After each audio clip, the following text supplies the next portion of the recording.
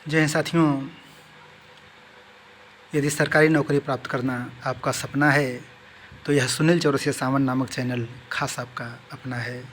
जी हाँ साथियों, इस वीडियो में हम बात करने वाले हैं केंद्रीय विद्यालय संगठन में जो केवीएस में एडमिशन से संबंधित एक नोटिफिकेशन आया है, फॉर्म आया है, उसके संदर्भ में हम बात करेंगे। और हम बात करेंगे कि किस क्लास में भी एडमिशन होने वाला है, क्योंकि बहुत से अभिभावकों का और विद्यार्थियों का फ़ोन आता था कि सर केंद्रीय विद्यालय में एडमिशन हम करवाना चाहते हैं, तो कब होगा।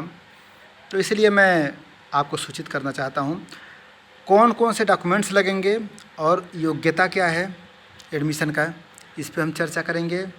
यदि आपने एनसीसी किया है या फिर स्काउट गाइड्स आपने किया है, रोवर्स रेंजर्स आपने किया है, या जो भी आपने किया है, तो उसके लिए कितना वेटेज मिलेगा, इस पे भी हम चर्चा करेंगे। एडमिशन ऑनलाइन होगा ये वाला कि ऑफलाइन होगा। देखिए, दो तरह का एडमिशन होता है केवीएस में, एक होता है ऑनलाइन और एक होता है ऑफलाइन। तो ये जो एडमिशन है ये ऑफलाइन होगा कि ऑनलाइन होगा, इस पे भी हम आपसे चर्चा करेंगे। तो वीडियो में आप शुरू से अंत तक बने रहिएगा। और हम ये भी बताएंगे कि फॉर्म को आप कैसे भरेंगे, सब कुछ बताएंगे डिटेल से। वीडियो थोड़ी लंबी हो सकती है, लेकिन धैर्य से देखिएगा ताकि एक वीडियो में आपके हर सवाल का जवाब मिल सके। तो आइए हम वीडियो में आगे बढ़ते हैं। आपके सामने एक फॉर्म है और साफ साफ आप देख सकते हैं केंद्रीय विद्यालय संगठन का लोगो लगा हुआ है। और यहाँ पर केंद्रीय विद्यालय का नाम लिखेंगे, संभाग लिखेंगे और शैक्षिक सत्र यहाँ पे लिखा हुआ है, क्लास आप यहाँ पे लिखेंगे। विशेष रूप से कक्षा 11वीं में जो एडमिशन होगा उससे संबंधित ये फॉर्म है। रजिस्ट्रेशन नंबर यहाँ पे लिखा जाएगा, यहाँ पे फ़ोटो पेस्ट करेंगे। विद्यार्थी का पूरा नाम कहाँ लिखेंगे, नीचे।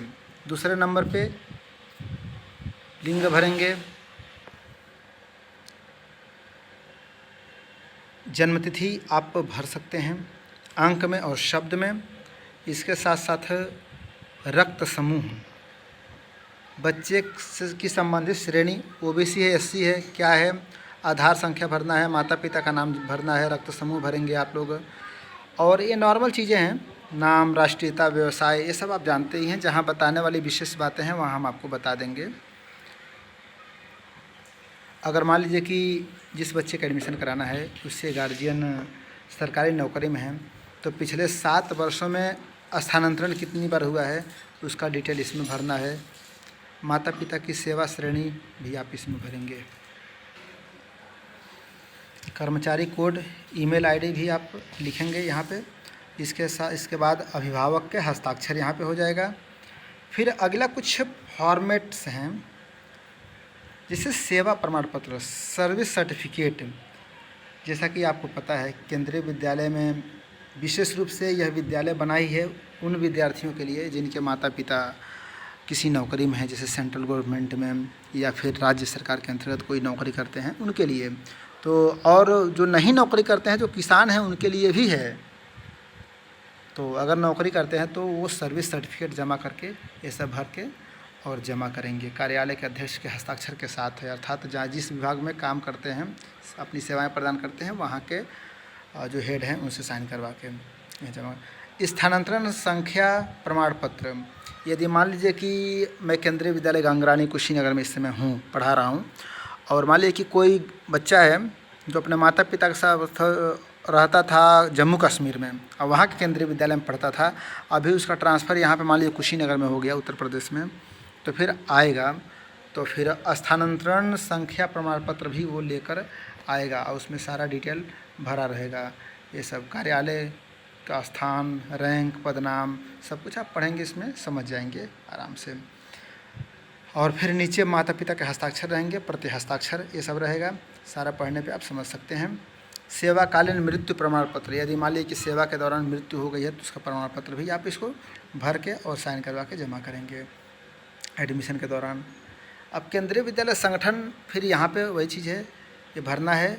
और जैसा कि जिस केंद्रीय विद्यालय में अभी पढ़ा रहा हूँ, यहाँ के एडमिशन से संबंधित ये फॉर्मेट है। तो आप यहाँ पे विशेष रूप से देख सकते हैं, यहाँ पे साइंस के लिए स्पेशल है। मतलब जहाँ पे मैं पढ़ाता हूँ केंद्रीय विद्यालय गांगरानी में। यहाँ पे ह्यूमैनिटी भी नहीं है, कॉमर्स भी नहीं है, साइंस है। तो आप जिस विद्यालय में एडमिशन दाखिला लेना चाहते हैं कक्षा 11वीं में, वहाँ पे पता कर लीजिएगा कि वहाँ पे अगर मान लीजिए कि आप कॉमर्स से पढ़ना चाहते हैं तो वहाँ पे कॉमर्स है कि नहीं। अगर नहीं है तो फिर या तो साइंस या ह्यूमैनिटी लीजिए, और अगर कॉमर्स ही पढ़ना है तो दूसरे विद्यालय में पढ़िए। मतलब आप या तो अपना मार्ग बदलिए या फिर विद्यालय बदलिए, जैसी आपकी इच्छा। ठीक, तो वो चीज़ भरेंगे। फिर आप अपना नाम भरेंगे। स्कूल लास्ट अटेंडेंस, यदि मान लीजिए कि दूसरे स्कूल में जहाँ पर थे वहाँ पे केबी में पढ़ते थे। अब देखिए यहाँ पे साफ साफ एक चीज़ और लिखा है, मैं बता दूँ आपको। ये फॉर्मेट उनके लिए है जो registration form for other than PM Shri केंद्रीय विद्यालय गांगरानी।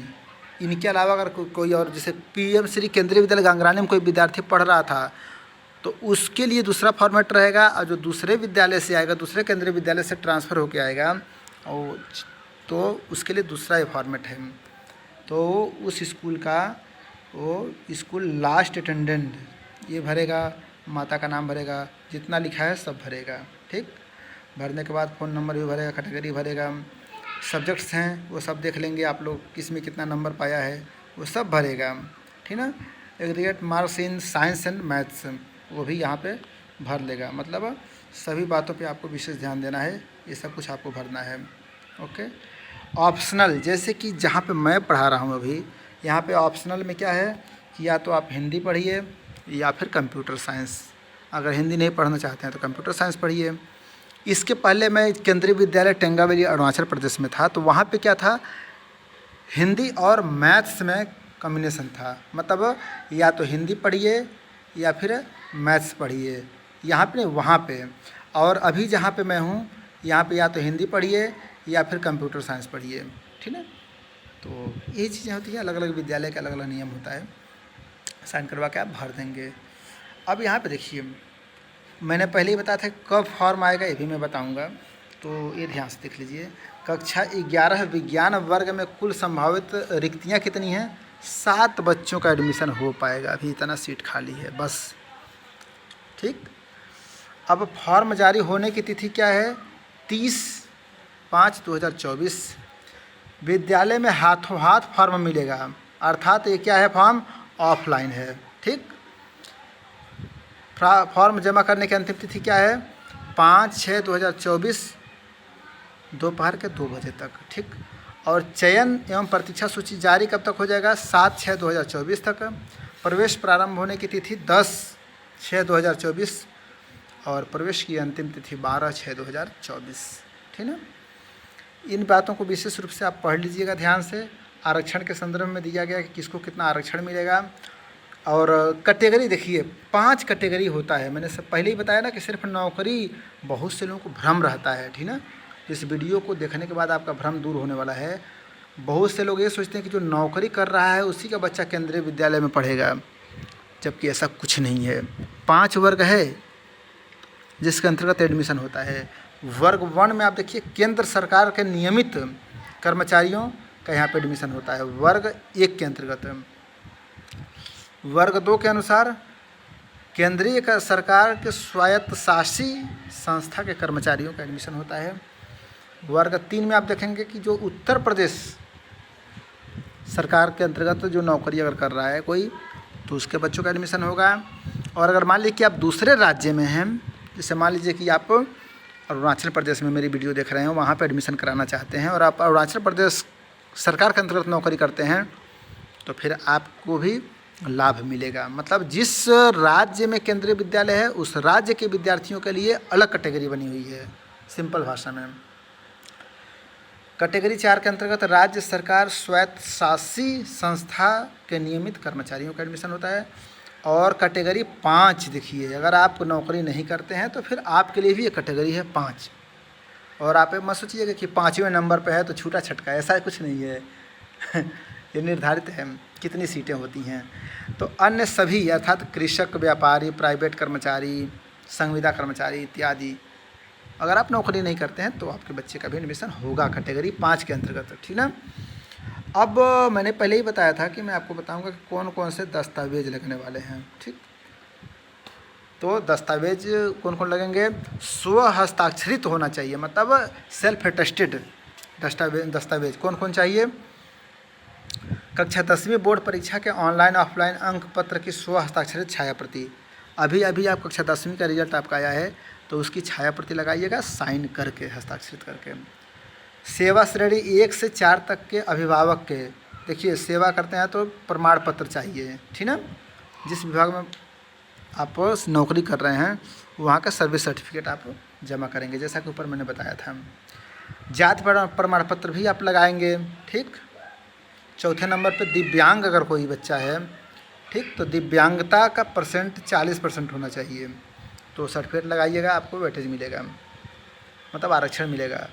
जनपद में आवास, अगर आप कुशीनगर ज़िले में एडमिशन कराना चाहते हैं, केंद्रीय विद्यालय कुशीनगर गांगरानी में कराना चाहते हैं, तो आप कुशीनगर के निवासी हैं, इसका प्रमाण देते हुए आप क्या दे सकते हैं? बिजली बिल दे सकते हैं, टेलीफोन बिल दे सकते हैं, राशन कार्ड लगा सकते हैं, ताकि सिद्ध हो कि आप इसी राज्य के, इसी ज़िले के रहने वाले हैं। रक्त समूह भी आपको बताना है। केंद्रीय विद्यालय गांगरानी कुशीनगर में संचालन स्थल से आवास की दूरी, देखिए विद्यालय से आपके घर की कितनी दूरी है, इसका प्रमाण भी आपको देना पड़ेगा, तब एडमिशन होगा। और बच्चे के आधार कार्ड की छाया प्रति, बच्चे पिता या माता का पासपोर्ट साइज 2 फोटो भी चाहिए भैया, इतना सब आपको लगेगा, और ये भी आप ध्यान से पढ़ लीजिएगा।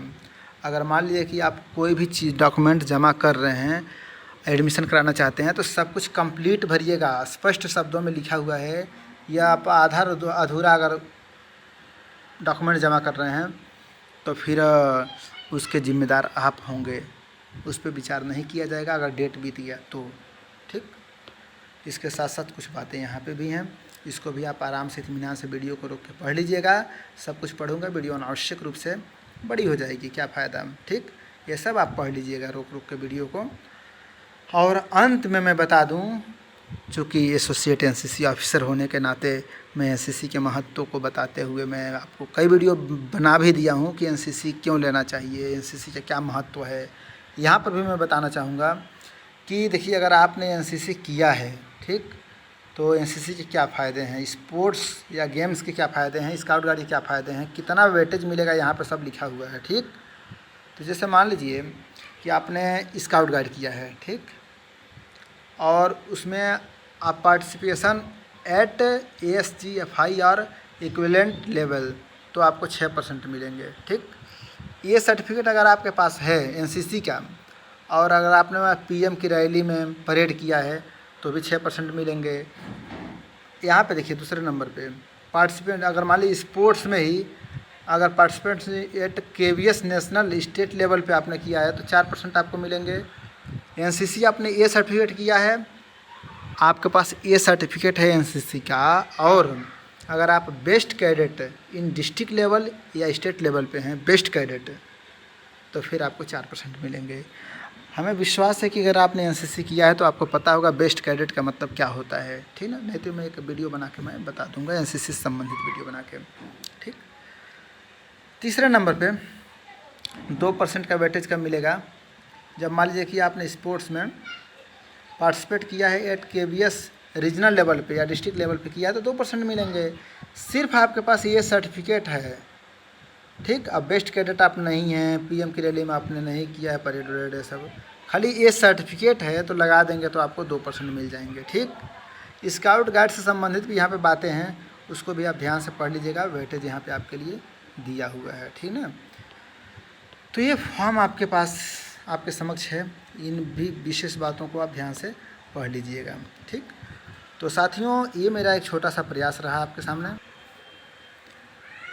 इस वीडियो में आपने समझा कि डॉक्यूमेंट्स कौन कौन से लगेंगे, योग्यता क्या है, कक्षा 11वीं में एडमिशन से संबंधित, वेटेज कितना मिलेगा मैंने बता दिया, और फाइनल में बता दूं कि कक्षा 11वीं में एडमिशन के लिए ऑफलाइन फॉर्म मिलता है, बाकी अन्य कक्षाओं में एडमिशन के लिए ऑनलाइन फॉर्म मिलते हैं। साथियों मेरा प्रयास आपको कैसा लगा ज़रूर कमेंट करके बताइएगा, और अगली वीडियो आपको किस टॉपिक पे चाहिए अवश्य बताइएगा। एनसीसी के संदर्भ में अगर आप जानकारी लेना चाहते हैं तो हमारे प्लेलिस्ट में जाकर देख सकते हैं। केंद्रीय विद्यालय शिक्षा संगठन में यदि आप शिक्षक बनना चाहते हैं, इंटरव्यू की तैयारी करना चाहते हैं, तब भी हमारे चैनल पे तमाम वीडियो पड़ी हुई है, कहने का मतलब पुनः बात को दोहराना चाहता हूँ कि यदि सरकारी नौकरी प्राप्त करना आपका सपना है तो यह सुनील चौरसिया सावन नामक चैनल खास आपका अपना है। आप हमसे जुड़े रहिए, मुस्कुराते रहिए, हार्ड वर्क कीजिए, कर्म का फल अवश्य मिलेगा। जय हिंद, वंदे मातरम।